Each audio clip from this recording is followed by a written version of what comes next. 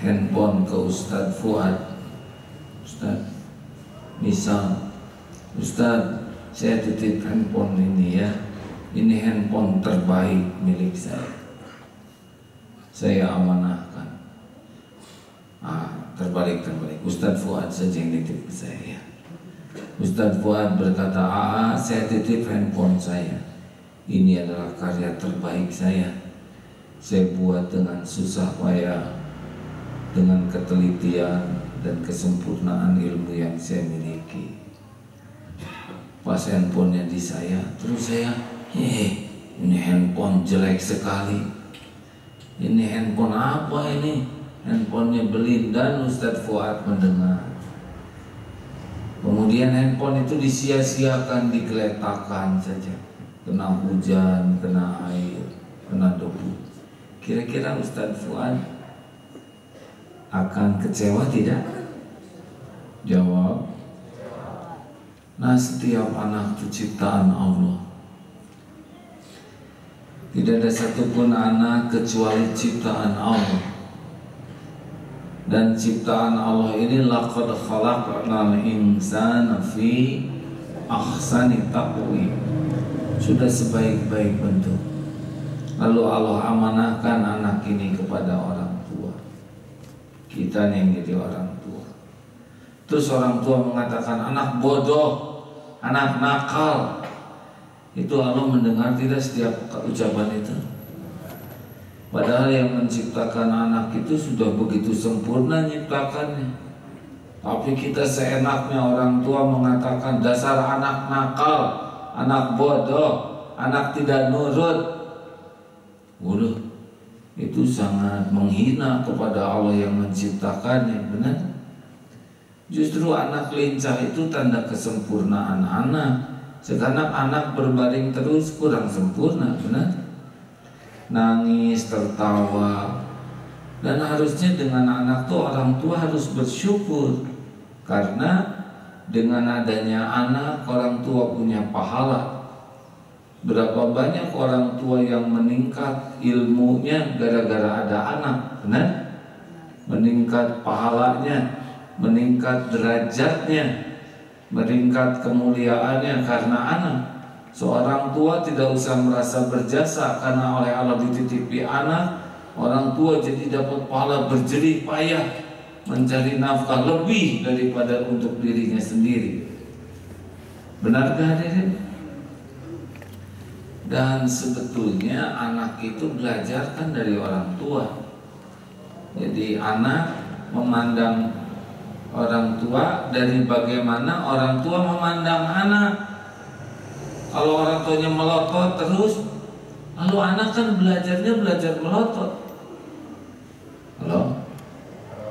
Kalau berani berkata anak begini, ibu, bapak, saya tuh belajar memandang ibu bapak tuh belajarnya dari cara ibu bapak memandang saya. Jadi kalau orang tuanya memandang penuh kasih sayang, anak belajar. Oh, inilah cara memandang. Saya itu baru lahir, belum tahu banyak. Kalau ibu bapak ingin dipahami saya, ibu bapak harus paham ke saya, ya. Biasanya kan orang tua suka ingin anak tuh sesuai dengan keinginannya. Oh, harus jadi ini, harus jadi itu. Padahal tiap anak punya karakter berbeda. Ibu bapak jangan dibanding-bandingin dong saya sama anak yang lain. Saya juga kan nggak pernah ngebanding-banding ibu dengan ibu yang lain, dengan bapak yang lain. Enggak, anak mah jarang ngebanding-banding. Coba anak yang balita, bagusan ibu tetangga ya, jabatan ibu ini. Tapi kenapa orang tua banyak tuh lihat anak tetangga? Coba kalau anak membanding begitu ya, tuh lihat anak tetangga tuh pinter-pinter, rajin-rajin, karena anak tuh ibu tetangga juga baik hati ya. Untung anak gak balas dendam. Bu, Pak, harusnya kita belajar sabar dari anak. Anak tuh dimarah, dipelototin, tetep baik hati ya. Coba kalau anak pendendam ya. Jadi sebetulnya luar biasa hadirnya anak tuh untuk belajar, untuk beramal, untuk mematangkan pribadi kita. Dan harusnya kita dengan anak itu partner, bukan hanya kita menginginkan anak yang berubah, tapi kebersamaan dengan anak, kebersamaan pula kita berubah. Setuju? Ini saya lihat di TK tuh anaknya didandanin pakai jilbab lucu, hari ibunya enggak. Anaknya dibeliin jilbab lucu, hari ibunya mereka tetet tuh itulah anaknya. Ya Allah, harusnya belajar bersama. Jangan hanya ingin anak yang berubah, tapi yang paling penting bersama-sama berubah. Setuju hadirin sekalian? Nah, ini fondasi. Ya, boleh kita simak tentang pendidikan anak ya menurut Al-Quran, dibacakan oleh Ustaz Fuad. Surat An-Nisa ayat 9. A'udzu billahi minasy syaithanir rajim. Wal yakhshal ladzina law taraku min khalfihim dhurriyyatan di'afa khafu 'alaihim falyattaqullah wal yaqulu qawlan sadida. Dan hendaklah takut kepada Allah orang-orang yang sekiranya mereka meninggalkan keturunan yang lemah di belakang mereka, yang mereka khawatir terhadap kesejahteraannya. Oleh sebab itu, hendaklah mereka bertakwa kepada Allah, dan hendaklah mereka berbicara dengan tutur kata yang benar.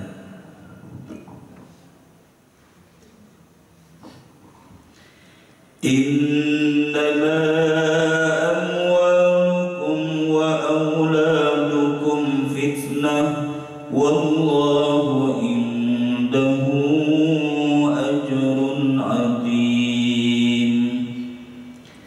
Dan sesungguhnya hartamu juga anak-anakmu hanyalah ujian bagimu, dan di sisi Allah lah pahala yang besar. Al-Hadid ayat 15. Kita simak satu lagi surat Luqman, mana yang harus diprioritaskan dan pelajaran apa yang penting dipahami anak-anak sebagai fondasinya, ya. Wa idh qala Luqman libnihi wa huwa ya'iduhu ya bunayya la tusyrik billah inna syirka la dhulmun 'adzim. Wa wassayna al-insana biwalidayhi hamalathu ummuhu wahnan wa wahnan 'ala wahnin wa fisaluhu fi 'amayn an ishkur li wa liwalidayka ilayyal masir. Wa in jahadaka 'ala an tushrika bima laysa laka bihi 'ilm fala tuti'huma wa sahibhuma fid dunya ma'rufa wattabi' sabila man anaba ilayya thumma ilayya marji'ukum fa unabbi'ukum bima kuntum ta'malun.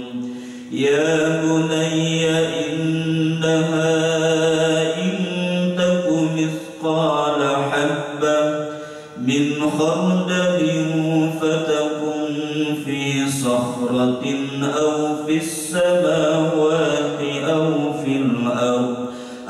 في الأرض يأت بها الله إن الله لطيف خبير.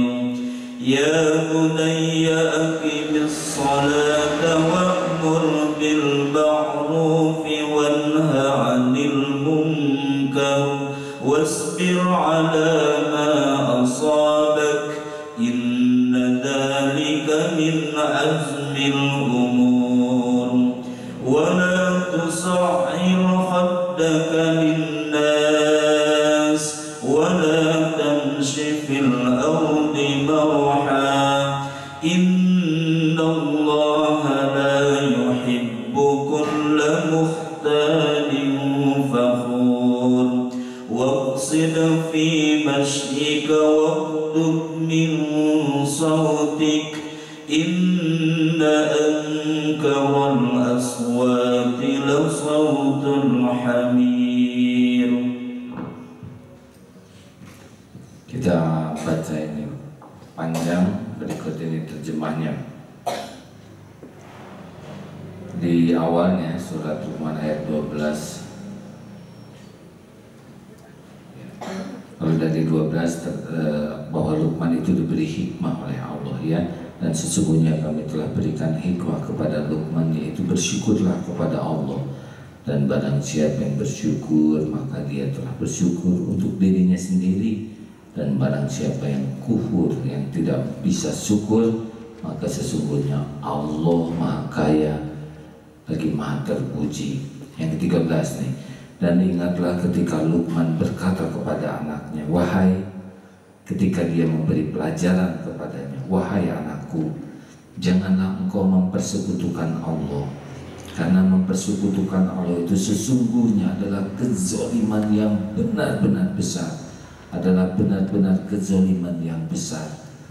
Nah, ini satu yang bahwa kita sering melatih anak untuk tidak zalim, untuk tidak nyakiti kakak, tidak nyakiti orang tua, tidak nyakiti orang lain. Ini pelajaran benar, tapi jarang ada pelajaran yang sungguh-sungguh mengetahui kezaliman terbesar, yaitu musyrik, menyekutukan Allah. Kemarin di TV saya melihat ada seseorang yang mengkoleksi keris-keris, karena dianggap keris ini bertuah begitu, punya kekuatan gaib dan sebagainya. Ini berpangkat, berharta, tapi bisa masuk musyrik kalau bergantung, berharap dan menganggap kekuatan gaib di keris itu sebagai jalan keselamatan. Kalau keris hanya sebagai karya seni, senjata, itu tidak apa-apa. Tapi kalau sudah seperti ini jadi syirik. Nah, ini dari kecil ini kita sering mengajarkan jangan menyakiti orang, itu adalah hal yang tepat. Tapi ingat, ada kezaliman yang besar, yaitu musyrik. Yang ke-14, dan kami perintahkan kepada manusia agar berbuat baik kepada orang tuanya, ibunya yang telah mengandung dalam keadaan lemah dan bertambah-tambah, dan menyapihnya dalam usia 2 tahun. Bersyukurlah kepadaku dan kepada orang tuamu, hanya kepada aku tempat kembalimu. Dan jika kedua orang tua memaksamu untuk mempersekutukan aku dengan sesuatu yang tiada engkau mempunyai ilmu tentang itu, maka janganlah engkau mentaati keduanya, dan pergaulilah keduanya di dunia dengan baik, dan ikutilah jalan orang-orang yang kembali kepadaku, kemudian hanya kepadaku tempat kembalimu, dan maka aku akan beritahukan kepadamu apa yang telah engkau kerjakan. Jadi ada orang tua yang memang terbatas ilmunya, masa lalunya belum kenal agama, sehingga menyuruh anak-anaknya melakukan sesuatu yang kemusyrikan, misalkan ya, suruh ke dukun, suruh apalah yang membuat menyekutukan Allah. Kita tidak boleh patuh. Bakti ke orang tua bukan berarti segala keinginan orang tua dipenuhi. Keinginan orang tua yang bersesuaian dengan ketentuan Allah patuhi. Keinginan orang tua yang melanggar perintah Allah jangan patuhi. Tapi tetap saja akhlak kita harus baik. Nih nomor 16, wahai anakku, sungguh ini pelajaran ini penting ya. Jika ada sesuatu perbuatan sebesar biji sawi dan berada dalam batu, di langit atau di bumi, niscaya Allah akan memberikan balasannya. Sungguh Allah maha halus lagi maha teliti. Jadi sebelum perintah sholat, karena yang ke-17 ini adalah sholat, tetap pelajaran utamanya adalah tauhid. Jadi lihat nih, Luqman ini mengajari anaknya itu bahwa semuanya dilihat oleh Allah, semuanya disaksikan, tidak ada yang tersembunyi, dan pasti ada balasannya. Jadi walaupun di dalam langit, di dalam bumi, maksudnya di dalam bumi maupun di langit, tetap Allah maha tahu, maha teliti, maha halus, dan maha sempurna balasannya. Ini pelajaran penting bagi anak-anak. Jadi yang harus diperkenalkan ke anak itu adalah justru merasa diawasi Allah. Jadi anak bukan takut ke orang tua, bukan berharap ke orang tua, tapi khauf dan rojanya kepada Allah. Baru yang ayat 17, wahai anakku, laksanakanlah sholat dan suruhlah manusia berbuat ma'ruf dan cegahlah mereka dari perbuatan mungkar dan bersabarlah terhadap apa yang menimpamu, karena sesungguhnya semua itu adalah perkara-perkara yang penting. Baru diajarkan sholat, baru diajarkan ngajak berbuat kebaikan kepada orang, juga diajarkan untuk nahi mungkar dan bersabar menghadapi hiruk pikuk kehidupan ini. Ini tahapan-tahapan yang diajarkan Luqman. Begini, Al-Quran itu kalam Allah ya. Jadi Luqman dan sebagainya itu adalah cara Allah mendidik kita. Ini disebutkan lewat Luqman. Kemudian ayat 18, dan janganlah kamu memalingkan wajah dari manusia karena sombong. Janganlah berjalan di muka bumi dengan angkuh, karena sesungguhnya Allah tidak menyukai orang yang sombong lagi membangga-banggakan diri. Dan sederhanakanlah dalam berjalan, lunakkanlah suaramu, sesungguhnya seburuk-buruk suara adalah suara keledai. Demikianlah perumpamaan yang Allah berikan. Ini protap coba. 1, ngajarin tauhid ya. 2, kepatuhan kepada Allah, sholat. 3, kita harus dilatih untuk mulai senang ngajak orang kepada berbuat kebaikan. 4, kita juga dilatih untuk siap nahi mungkar, mencegah kemungkaran. 5, kita harus sabar dengan hiruk pikuk semua episode ini. Ya, dalam sholat harus sabar, di dalam amar ma'ruf harus sabar, nahi mungkar juga sabar.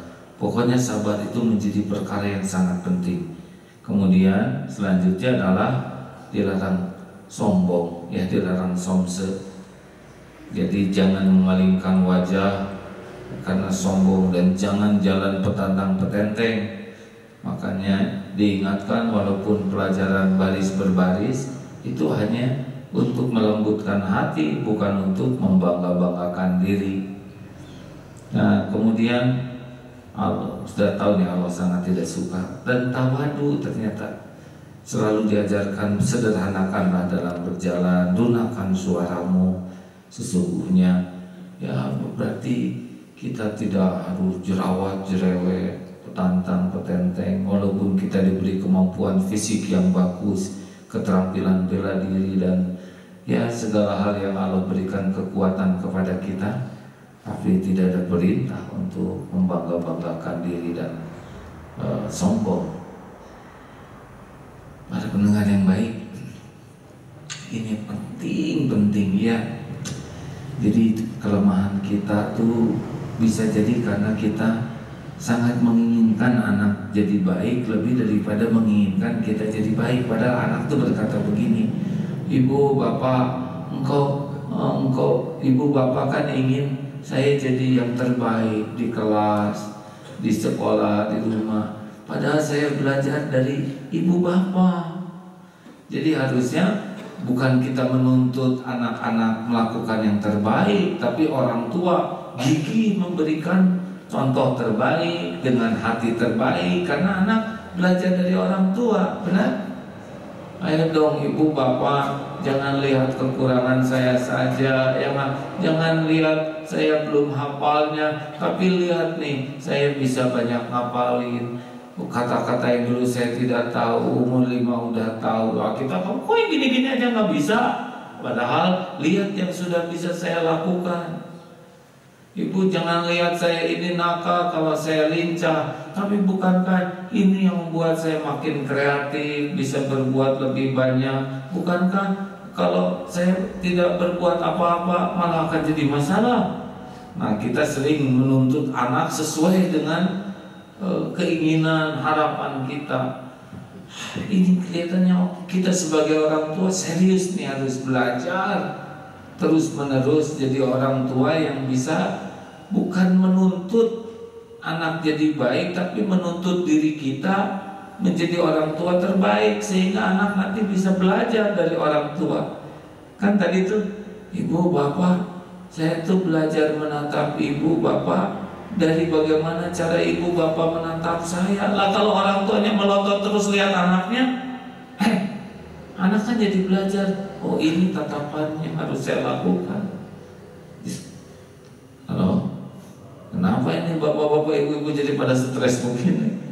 Saya nih sejujurnya kemarin membaca sebuah buku, Pak. Buku ini ditulis oleh seorang yang usianya baru 21 tahun.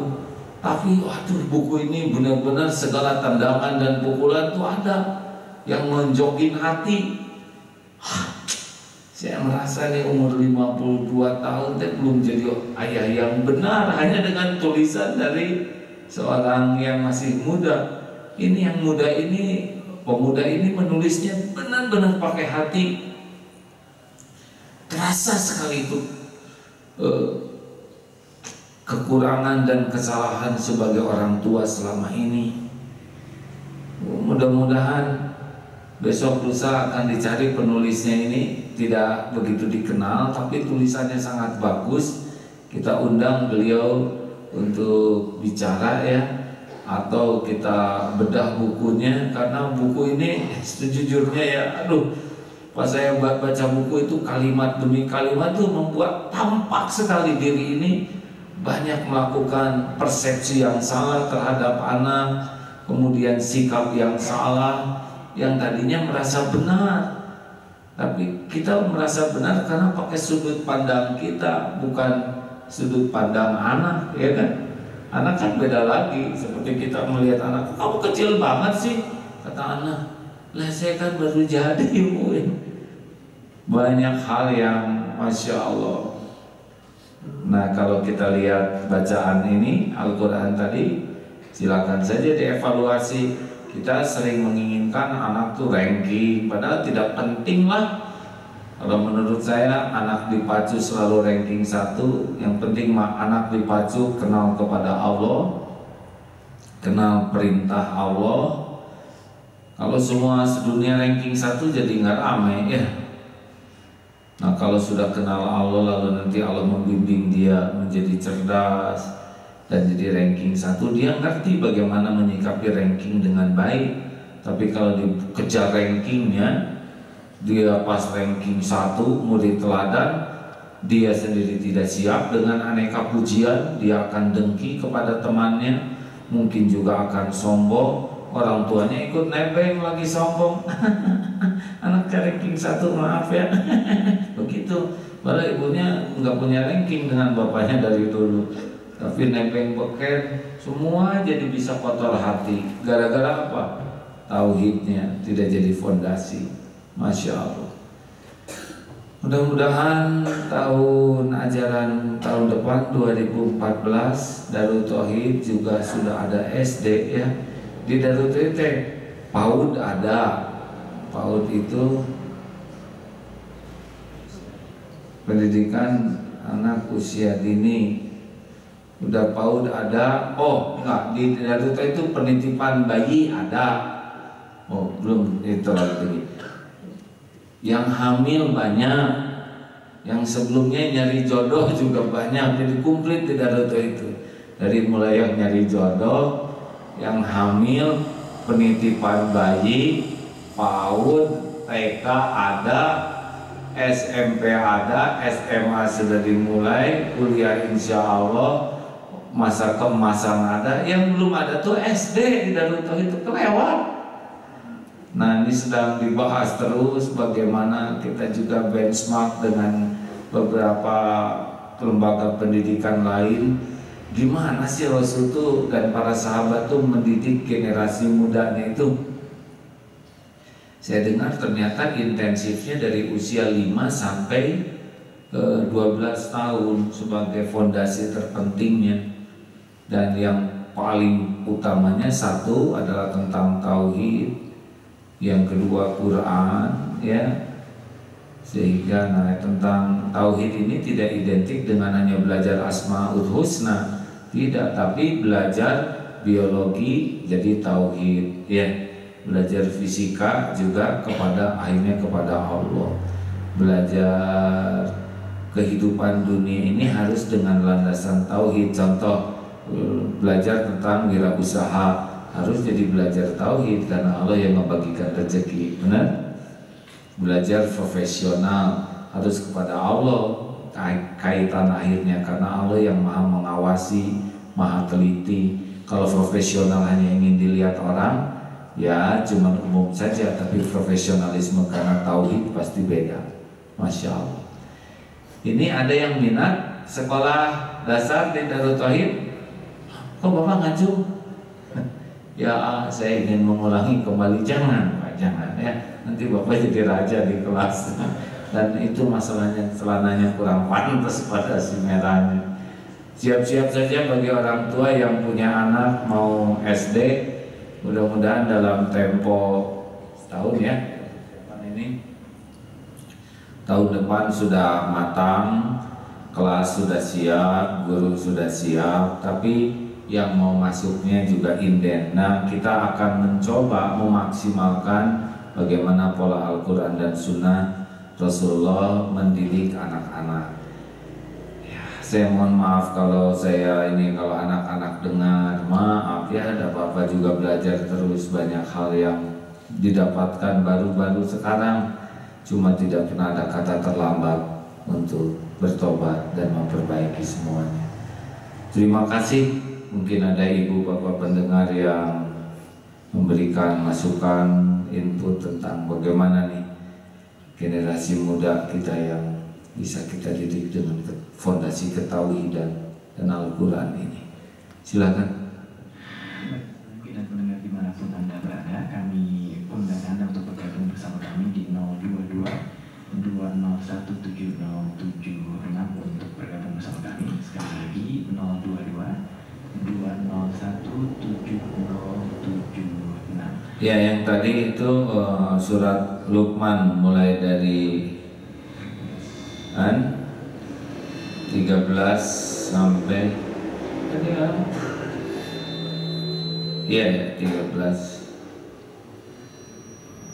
surat Luqman.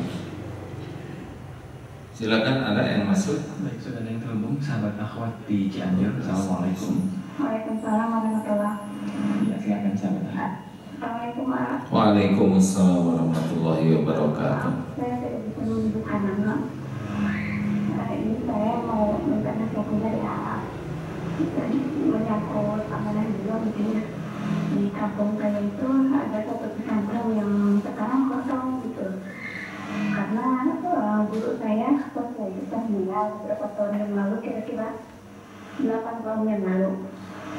Terus kan diteruskan sama anaknya. Ya hanya saja si anaknya ini ada beberapa sedikit masalah yang diberikan ujian oleh Allah. Pas 2 tahun setelah beliau meninggal, mungkin pesantrennya lebih baik, malah ada donatur yang memperbaiki pesantrennya jadi besar. Alhamdulillah jemaah dengan masalahnya bertambah. Tapi setelah sebenarnya tidak tahu ada masalah apa, jadi jemaahnya itu kosong. Dan pesantrennya juga kosong. Mungkin karena dengan satunya beliau itu pernah diuji dengan masalah utang piutang sampai di penjara si anak pasien ini. Itu yang terkenal. Terus setelah keluar dari penjara, mungkin karena tidak ada penghasilan dan tidak punya kerjaan, mungkin istrinya meminta untuk bekerja di luar gitu. Setelah bekerja diuji lagi oleh Allah dengan istrinya ini mengalami. Ya, begitulah banyak ujian. Kalau saya lihat saya bingung, saya ingin membantu, tapi bagaimana gitu? Kalau menurut gimana? Jadi beliau ini sudah punya penghasilan, mungkin rezeki pasti ada, itu pasti sudah ada. Tapi kalau saya lihat beliau punya usaha peternakan kelinci, mungkin karena bukan stoknya, tidak punya ilmunya, ya itu karena banyak utang akhirnya sampai ditunda. Yang saya mau buat saya sedih sekarang, pesantren itu kosong, jamaahnya kosong. Beliau juga dijadikan imam masjid, hanya saja beliau kurang menghormati ketua di sana karena memang umurnya masih muda, kira-kira 35 tahunan sekarang. Kebetulan anak saya juga ketua di sana, dan yang bilang seperti itu adalah saya. Katanya dia kurang menghormati ketua yang di sana. Kalau misalkan jemaah keduluan sama orang lain, ada sifat yang beda gitu. Terus sehari-hari salat yang lima waktu dia tidak melakukan di masjid, hanya salat Jumat saja yang dilakukan di masjid. Itu saja mungkin saya mau nasihatnya dari saya pernah minta ke suami, saya gimana saya mau minta saran. Saya ingin anak itu anak saya itu di pesantren salatnya gitu, dengan diberikan diri dari masyarakat. Tapi kan ada yang pro, ada yang kontra. Mungkin karena cara menyampaikan dia dalam pengajian, ada yang pro, ada yang kontra. Baik. Makasih ya. Assalamualaikum warahmatullahi wabarakatuh. Waalaikumsalam warahmatullahi wabarakatuh. Ada pesantren yang ada santri tidak ada bangunannya, ada. Ini susah membangun tuh. Ada juga yang bangunannya bagus, tidak ada santrinya. Jadi macam-macam ujian tuh. Ada yang tidak ada santrinya, tidak ada bangunannya, dan juga tidak ada ustadznya, lapang namanya ya. Nah ini bagaimana nih begini ya, ini sekedar bahan tafakur bahwa jumlah santri itu tidak menentukan kesuksesan sebuah pesantren. Jadi jangan sampai kita terpaku kepada ini pesantren hebat karena santrinya banyak. Ini pesantren hebat, tanahnya luas. Ini pesantren hebat, bangunannya modern dan megah. Ini pesantren hebat, kurikulumnya internasional. Saya kira bukan itu alat ukurnya. Alat ukurnya adalah inna akramakum indallahi atqakum. Pertama, pengajarnya usahakan memang orang-orang yang ahli takwa, yang ngajar itu lillahi ta'ala, dan Allah tahu ini hambanya ikhlas atau enggak. Bukan untuk mengejar hebatnya banyak jamaah, popularitas, terkenal. Ini pesantren favorit, nggak perlu kita. Pengajarnya harus benar-benar diusahakan orang-orang yang hatinya tuh nyangkut ke Allah. Yang kedua,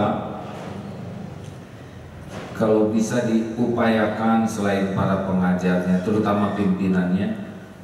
Yang kedua adalah yang diajarkannya itu ya, yang mendekatkan ke Allah. Jangan hanya sekedar bagaimana hebat dalam duniawi. Juara olimpiade ini bagus, juara olimpiade matematik bagus, juara drum band bagus, tapi lihat ke Allahnya kenal tidak. Lalu untuk apa nanti ke akhirat bawa-bawa drum band, ya bawa-bawa matematik. Jadi bagus yang tadi itu ya, beberapa kejuaraan, tapi harus ada alat ukur yang lebih tepat lagi mengukur kesuksesannya itu ke Allahnya ini. Nah, jumlah sedikit banyak. Nah, kalau kira-kira belum siap nggak usah ngajar, karena nanti yang diajarin jadi rusak, benar? Kalau kira-kira beliau mending belajar aja dulu. Jadi anjuran saya nggak apa-apa itu kosong dulu daripada ada tapi menjadi kurang pas hasilnya, benar? Ini sekedar pendapat saja. Jadi pendapat bagaimana itu ustadznya pesantren dulu itu bagus, cari pesantren yang membuat akhlaknya lebih baik. Ustadz Fuad kemarin ngirim tentang hadis-hadis akhlak, ada telepon lainnya nggak nih? Sudah ada yang masuk belum? Belum. Ustadz, dapat kiriman dari Ustadz tentang hadis akhlak, kemarin dibaca. Nah, baik, kalau begitu kita lanjutkan ya. Baik, saat ini kita mendengar dimanapun Anda berada, Anda bisa bergabung kembali bersama kami di 022-201-7076. Sudah ada sahabat Abdullah dari Palembang. Assalamualaikum. Sudah lama ini pasti nelponnya ya, saya minta maaf ini. Mudah-mudahan pulsanya diganti oleh Allah gara-gara kamu saya bicara kelamaan, maaf ya. Silakan. Kembali kami undang sahabat lagi di 022-17076. Sudah ada yang terhubung kembali di line telepon. Kita akan sapa Pak Nanang di Buah Batu. Assalamualaikum. Silakan Pak Nanang. Waalaikumsalam warahmatullahi wabarakatuh. Silakan. Ini ada di Buah Batu. Mau menanyai cerita yang zaman awal tadi yang penjaga-jaga suara seperti suara Rahman di mana maksudnya. Baik. Assalamualaikum warahmatullahi wabarakatuh. Waalaikumsalam warahmatullahi wabarakatuh. Saya kalau sudah ditanya tafsir belum berani nih, karena saya belum kualifikasi tafsir, baru terjemah. Ustaz gimana maksudnya? Ustaz tahu paham tentang ini sejak yang di penghujung itu seburuk-buruk suara dan suara kebaikan ini suara iman? Belum tahu ya. Saya minta waktu untuk belajar dulu ya. Minta maaf nanti kalau daripada dijawab dengan jawaban sekepikirnya, sekenanya malah lebih bahaya. Izinkan saya tanya ke beberapa yang lebih paham penafsirannya dan kita buka kitabnya, baru nanti kita sampaikan. Ini PR Ustaz. Ya, baik begitu. Silakan penelpon selanjutnya. 2017076 sudah terhubung kembali dan insya Allah kita akan segera sapa di 022-201-7076 Ibu Nur di Balai Endah. Assalamualaikum. Waalaikumsalam warahmatullahi wabarakatuh. Ya, silakan Bu Nur. Assalamualaikum warahmatullahi wabarakatuh. Waalaikumsalam warahmatullahi wabarakatuh.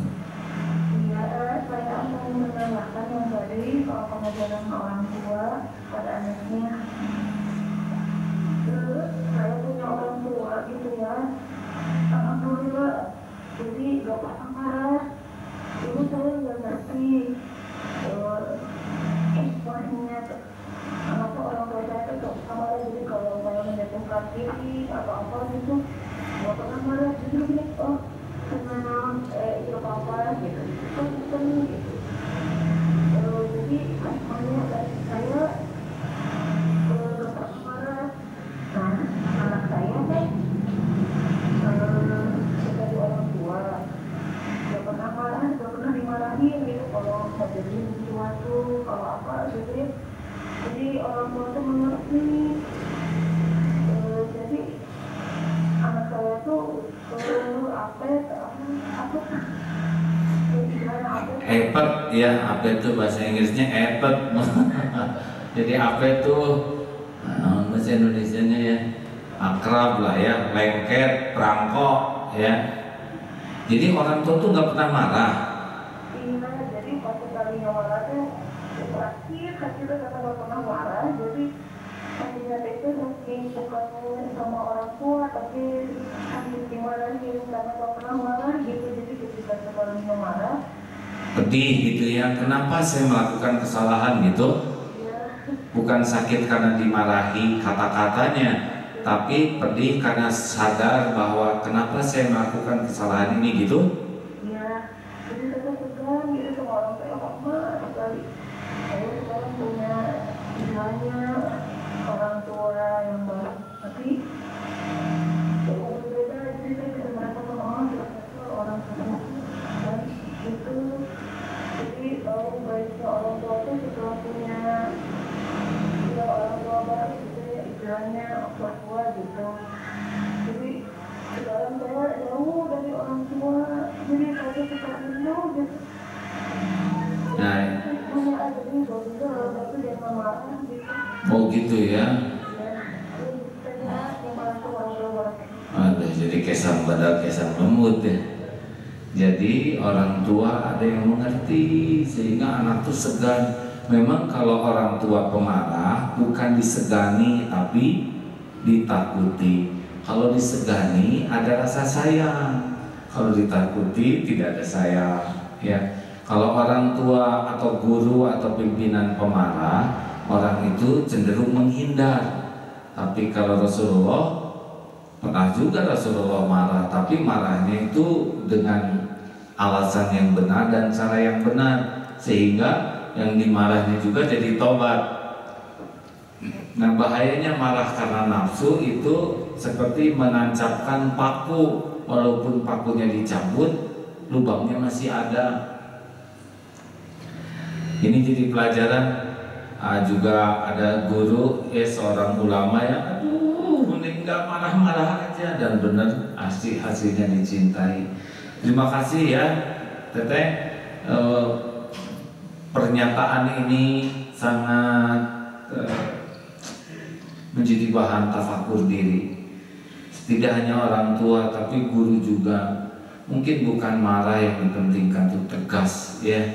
Tegas dan santun dengan niat yang tulus, beda rasanya ya, masya Allah ya. Bagi yang orang tuanya galak, terima apa yang ada ya, jangan apa sih harus tukar orang tua, nggak usah, yang ada aja disabarin ya. Silakan. Selanjutnya ada Pak Muhyiddin di Palembang. Assalamualaikum. Saya dengarkan radio juga ini ya. Iya, Pak Muhyiddin, langsung lewat telepon aja ya. Iya, teleponnya yang mana? Ya ini Pak, lagi bicara kita ya. Oh iya. Kalau lewat radio nanti jawabannya terlambat Pak. Halo Pak. Halo. Assalamualaikum. Waalaikumsalam warahmatullahi wabarakatuh. Ada yang bisa saya bantu Pak? Aku seperti mimpi, saya ketemu nyambung. Asa mimpi Pak? Iya, ini punya anak. Ini sih kecil itu cuma ada masalah ongkos dana anunya untuk administrasinya saya belum pasti. Ini saya dari Palembang, di pelosok juga. Oh, di mana di Palembangnya nih Pak? Di daerah daerah jalur, saya dengan MG tiap pagi gitu, saya cuma bisa mengeluarkan air mata. Iya Pak. Saya mau cuma mengejar salah dana, sangat terbatas dan kemampuan gitu. Cuma ini adalah hasil Allah. Iya Pak. Benar. Cita-cita saya sangat kuat gitu. Bapak di Palembang dengar pakai radio apa Pak? Nah, MG Pak. Oh, ada MK di Palembang ya? Iya, alhamdulillah nyampe tiap pagi kapan pulang subuh. Kebetulan di sini kan masjid terpencil, jadi untuk masa depan saya, anak saya gitu sangat tertinggal karena saya.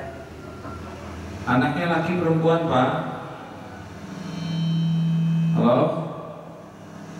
Pak? Tenang. Yang lain ikut tenang. Oh, jangan begitu. Wah, putus, jangan begitu. Innalillahi wa inna ilaihi rajiun. Kalau bisa MG FM ganti pulsanya tuh yang telepon lama ya. Nih ya, sekolah itu harus adil. Sekarang sekolah digratiskan secara syariat juga berat karena biaya gaji, biaya makan, biaya pembangunan harus ada. Sekarang sekolah dibayar mahal, ada yang nggak bisa bayar, padahal itu juga hamba Allah. Makanya konsepnya dibuat adil. Jadi kalau yang punya uang bayar proporsional, yang tidak punya uang gimana? Ya konsekuensinya harus berprestasi ya, bayarannya pakai prestasi.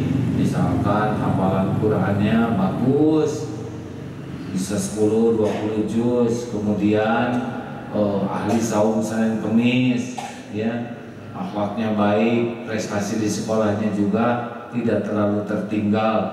Ini sudah bayaran juga ya nggak?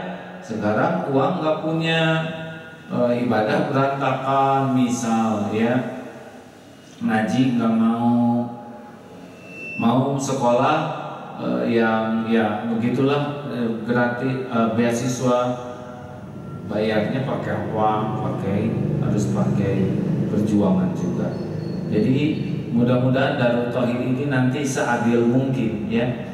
Makanya SMA KU itu yang 4 tahun gratis, tapi nanti yang akan masuk yang tandemannya ini harus bayar cukup supaya bisa membiayai kakaknya yang gratis ini, yang bukan gratis, yang beasiswa ini ya, supaya adil. Tapi ini nggak bisa diremehkan karena dia sudah hafal Quran lebih banyak, dia usianya lebih, ilmunya lebih, sehingga ketika nanti datang yang ditandemkan ini, yang dipasangkan, yang ini dengan kelebihan hartanya, yang ini dengan kelebihan ilmu, jadi adil. Mudah-mudahan begitu ya. Pengumuman pesan. Oh, ini sudah dapat nih penjelasan surat Luqman, berpesan kepada anaknya agar dia merendahkan suaranya dalam pergaulan, serta hendaklah dilontarkan kata-katanya sekedar mengikuti keperluan pendengar. Luqman menjelaskan kepada anaknya bahwa mengangkat suara tanpa hajat dan keperluan tertentu merupakan perkara yang buruk, kurang adab, lagi tidak disukai oleh pendengar. Perbuatan mengangkat suara, menjerit atau bertempik sesuka hati tanpa tujuan tak lebih macam kelakuan dan bunyi suara himar. Seburuk-buruk suara adalah suara sang himar, karena awal suaranya adalah mengeluh, maka akhirnya menguak atau melalak. Mungkin campur bahasa Melayu itu ya, yang melalak. Jadi intinya adalah kalau kita mungkin ya bunyi tanpa alasan atau hanya sekedar berkeluh kesah atau ya perkataan-perkataan yang tidak manfaat baik bagi kita maupun yang mendengar, sebaiknya hindari. Saya merasa belum sempurna penyampaian jawaban ini. Mudah-mudahan akan ada ilmu lain yang bisa disampaikan besok lusa. Para pendengar yang baik, terima kasih ya.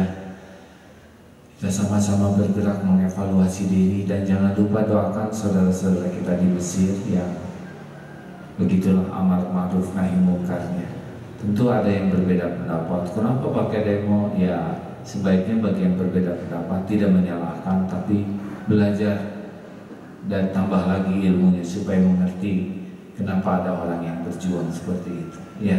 Karena kalau kita menilai orang lain dengan hanya satu sisi ilmu yang kita miliki, bisa nanti menyalahkan yang benar, padahal kita belum tahu ya. Dan kalau kita memegang satu ulama banyak, tidak perlu kita menghujat ulama lain hanya karena kita berpegang kepada pendapat seorang ulama. Mending kita belajar untuk memahami sudut pandang yang lain, sehingga kita bisa lebih bijaksana. Ya seperti yang mata tertutup, kalau ingin tahu gajah jangan hanya dari apa yang kita pegang saja. Mungkin kita pegang ekornya, nanti nyangka gajah kecil. Tapi belajarlah mendengar dari yang megang kaki, megang telinga, megang. Insya Allah kita lebih bisa untuk memahami gajahnya. Terima kasih para pendengar yang baik. Mudah-mudahan kebersihan hati kita dalam belajar akan berbuah hidayah, taufik, hikmah dari Allah Subhanahu wa Ta'ala, sehingga kita bisa menyikapi keinginan, kemampuan, dan kejadian apapun dengan sikap terbaik yang disukai Allah yang Maha Agung. Cukuplah Allah bagi kita, pelindung dan penolong kita, dan cukuplah Allah. Hasbunallah wa ni'mal wakil, ni'mal maula wa ni'man nasir. Subhanakallahumma bihamdika asyhadu an la ilaha illa anta astaghfiruka wa atubu ilaik. Dari Pondok Pesantren Darut Tauhid Bandung. Assalamualaikum warahmatullahi wabarakatuh. Terima kasih. Mana SMK kelas 3? Coba. Saya harus menghitung karena ini amanah. Tuh, 2,